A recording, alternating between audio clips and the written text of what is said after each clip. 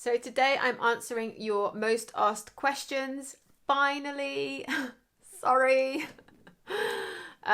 So stay tuned. It might be useful to you. Lions roaring in the morning sun, searching for a longer day. These are questions from comments on videos or Instagram or DMs. And I will go through and reply to the comments, but I just wanted to do a video because a lot of them are the same kind of questions and they can be found in other videos that I've posted. So I just wanted to kind of do a roundup of those questions so far. And I hope moving forward, I'll kind of make more videos on the topics that people have asked me a lot of questions about, because some of them have been such nice comments and I've seen them so late and I just feel embarrassed to reply. I just feel really awful. I'm going to put the work career related ones at the beginning and any kind of personal ones that I've got, that if you're not too bored by then, I've got time for at the end. As a thank you and an apology, if you stick to the end of this video, there'll be a little surprise waiting for you. It's probably elephant related. In fact, I know it's elephant related. Without a doubt, the most commonly asked question: what courses to study? What to study to become an ethologist? What to study to get into conservation? Some of them are really, really, really super specific. Any super specific questions I'll answer directly. If there's anything like private in there, I don't want to but these are kind of just the general questions. I don't think I can tell anyone precisely what to study. It all depends on your interests and your goals. I've discussed kind of what courses are options for you in the video how to get a career in wildlife conservation. I'll link it down below. Anything I mention I'll link in the description. I would say don't get too bogged down with planning. Go with your interests at the time. And I also discussed in the video that there can be very general degrees and very, very super specific degrees. I would steer clear from the super specific ones if you are not 100% sure what you're going to do and what you're going to be interested in. And a lot of the time, when you start kind of delving into topics, you find out what your interests are, and it's not always what you think that you've dreamed about when you were younger or before you actually get into it. So I would say in terms of like employability as well, I would say in terms of employability, try and stick broad to begin with and then specialize later when you are really sure what you want to go into.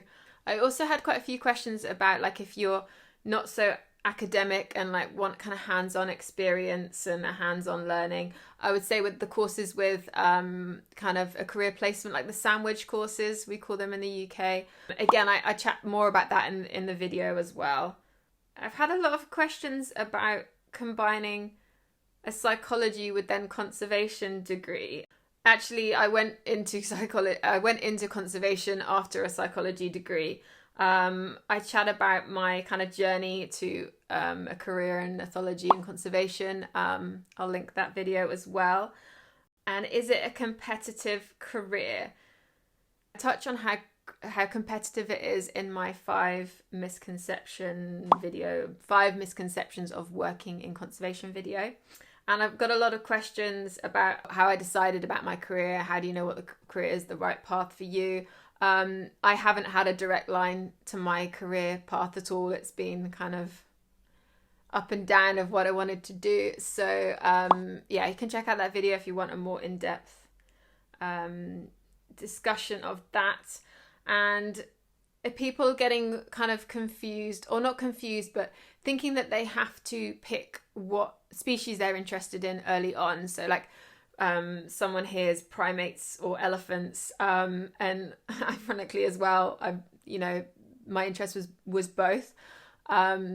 So with that, I would say when you start with a broad degree, you learn that certain processes are the same, certain methodologies are the same, and it doesn't really matter which species you go into. You specialize in that a bit later on. So again, don't get too bogged down with, oh, I want to work with this species, I want to work with that species. Again, I chat about that in a video, I think. If I do, then I'll link it. If you want me to do a more kind of in-depth video about just kind of courses that you can do, and what kind of benefits there might be to each of the courses, then please write something in the comments below. Write kind of courses, and then I'll know that that's what you want.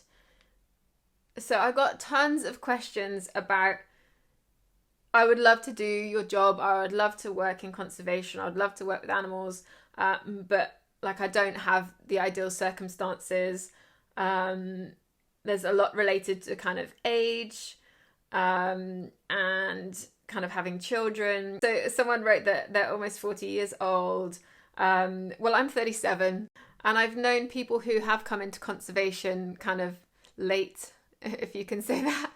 I don't think there is ever too late. Yeah, actually, if you want me to do a video about coming into conservation, not fresh out of school, uni, and kind of a career switching path, then comment kind of I'm late below and I'll do that video. I do touch on it in the 5 misconceptions video.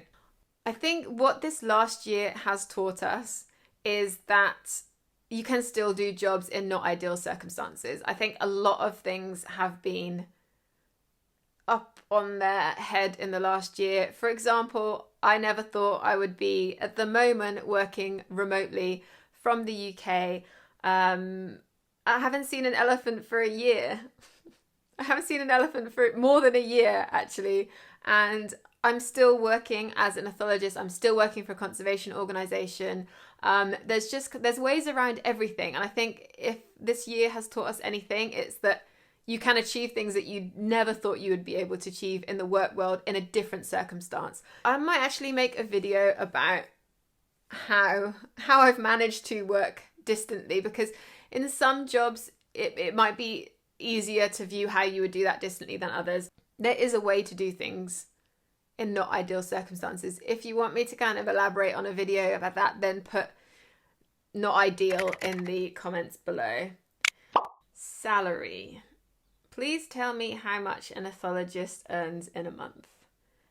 This immediately made me feel a bit awkward, and I know it's not something that you like to talk about. It is a bit of an awkward one. I think it's more awkward for people who work in conservation or for charities, and I kind of briefly explained that in the 5 misconception videos. I love that someone actually commented on that question, barely anything.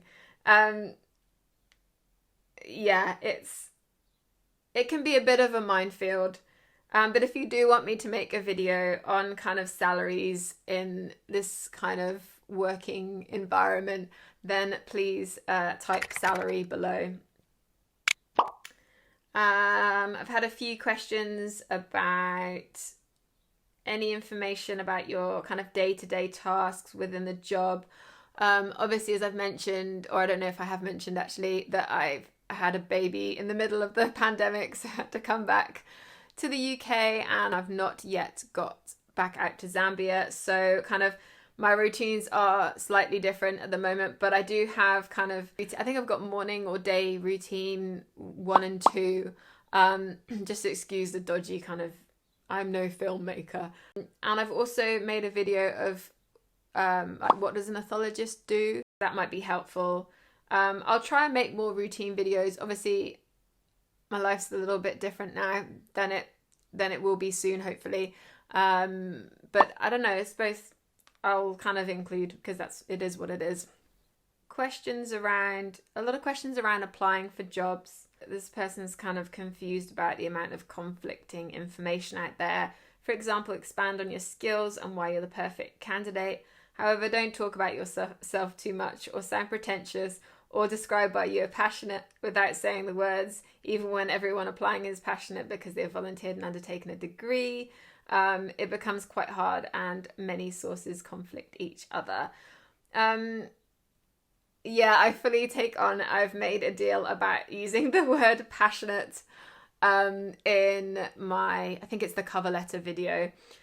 And I've got kind of a cover letter, CV and interviews video. Since my life has changed this last year and I've kind of appreciating things more on the other side, those videos are very much on the employer's side and interviewing people and what looking out for in my experience and people that I've worked with. So it's not a kind of this is gospel. This is, I am someone who's had to decide to hire or not hire people and what I've kind of made that decision on. But yeah, that was very much the perspective of someone who's had to decide whether to employ someone or not employ someone. So that might be useful for you. But I've had a few questions from people who are really early on in their career or still studying, so they don't have as much kind of skills to put in their job descriptions. There are other things that you can do to bulk up your CV. Again, this last year, a lot of things have moved online. There's a lot of good courses, some really good free ones that you can do to just kind of tweak things in certain areas. I could do a video on that actually, because I think a lot more has come up in the last year that would help you kind of boost your CV a lot more than just kind of proficient in Word or Excel. Like stats programs and certain things that could be tailored to conservation. If you want me to do a video like that, say kind of online courses below. So what if someone has a gap in their CV, or they're working retail because finding conservation, blah, blah. Working retail because finding conservation jobs is difficult and you need to pay rent. Should you document it or leave a gap? Don't leave a gap. Don't leave an unexplained gap. Every job you do or everything you do, you can get skills from it. You can tailor from it. A retail job, it's things that you can talk about. It's still responsibility. It's a job. There's a lot of things that you can kind of gear towards, and it's much better than leaving just a gap. Hey, there's someone who wants to be an ethologist but wants to do a lot of other things and they can't focus. My advice is don't try to do everything at once. And that's my biggest mistake, is like idea, information overload, too many things I want to work on at once. And the danger is that you don't finish anything. And I was listening to a podcast the other day, Jay Shetty, but it was basically like, make this the year of something, because if you make it the year of everything, it'll be the year of nothing. So last year I thought I would achieve a lot more than I did. So last year ended up being more about having a baby in a pandemic for me, and just getting too stressed of trying to do too many things and feeling bad about it. Yeah, make it a year of particular strength. So you want to do all these things, like just start with the logical one, or the one that you feel is most attainable, that might get you easier to your other goal. Don't try and do them all at one time. Have goals, but don't overly focus on them. Focus more on the kind of the process of getting each one and what you need to do. As Ali Abdul says, it's the journey, not destination. Social media. So I've had a few questions about social media. Is it a necessity in your line of work? I know you've mentioned it in a few of your videos. I don't have any social media accounts. Yes and no. I do think it's good for making connections, but it's not good if you just kind of fall down a rabbit hole, which I often kind of do at 2:00 in the morning when Elise isn't sleeping, and I'm up feeding or whatever. But I think the fact that I've just mentioned Jay Shetty and Ali Abdul, like the biggest productivity people, kind of shows that I have gone down a few rabbit holes with that. But when it's used correctly and with discipline, social media is important for my professional life. I help narrate videos on behaviour for our work social media account. I was interviewed for the BBC last week. I don't think I shared it on my Instagram. I probably should have, but I'll link it down below. I do think social media is important. I'm going to go back to that. If you don't like social media, have a professional social media account. Don't have like personal. Don't put personal things on it if you don't want it. Try and separate that. I recommend the Forest app, which I've been using recently, which is based on the Pomodoro technique, I think it is, that you work best when you focus for 25 minutes and then have a 5-minute break and focus. And then basically you plant a tree, and if you go off and look at other apps or look on social media, then your tree dies. It sounds really stupid, but it works for me. Like, these little things really, really work for me. Next questions that I got were around book recommendations. So actually, I did bring back, most of my books are in Zambia, but I did bring back 2 favourite ones that I don't know why I brought them back, because I didn't know I was going to be here for so long, but I knew I was going to be working a little bit from here just before I had a baby. These are my favourite. This one is the one I would recommend if you are interested in elephant behaviour, the Amboseli Elephants. The Amboseli Elephants, a long-term perspective on a long-lived mammal. Yeah, obviously a lot of hardcore.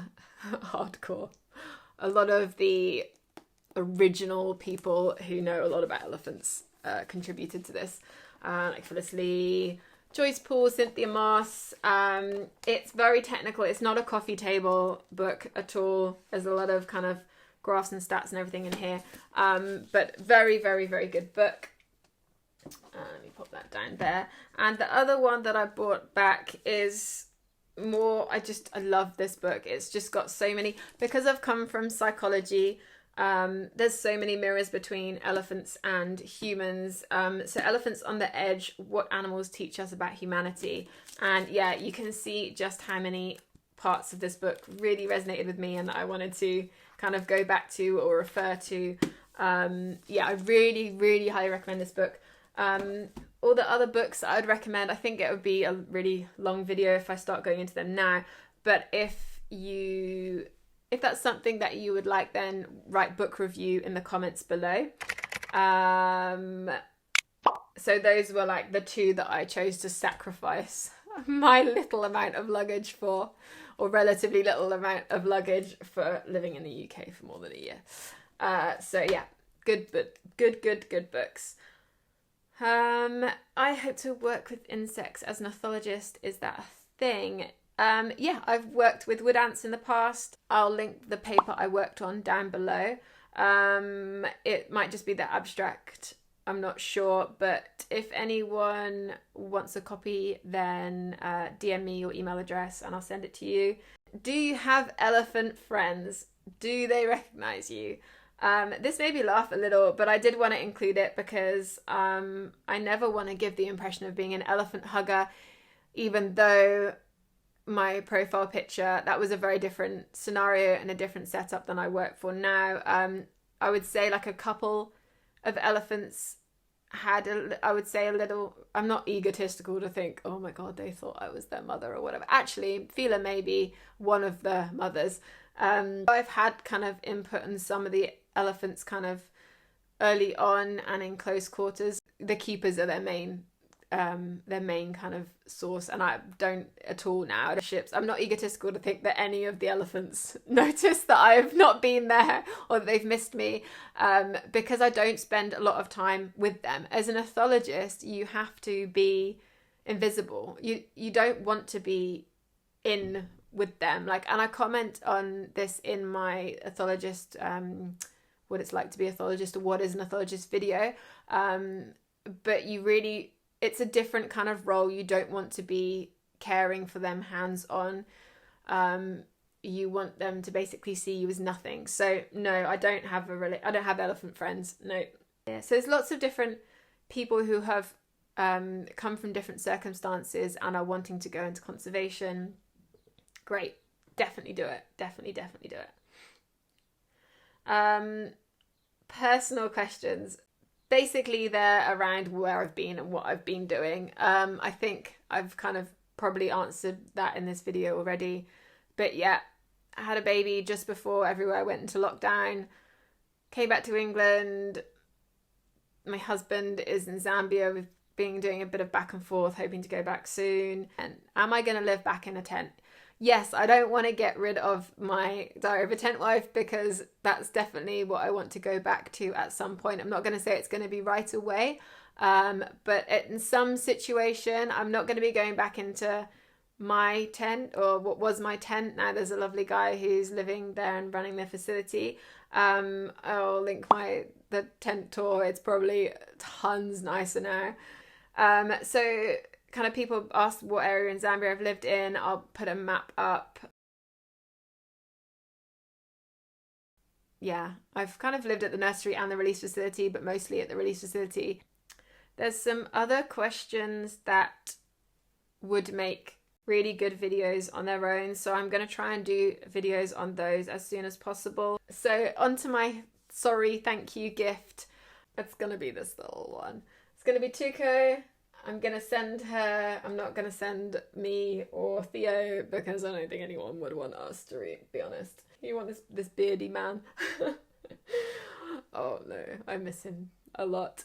So I'm going to give away Tuko. If you pop over to my Instagram, when I finally upload this video, I will do something really easy and then you just tell me where you live and I'll send it to you, whoever, like a draw or whatever. So Tuko, she's a Little Indaba. I've spoken about Little Indaba before.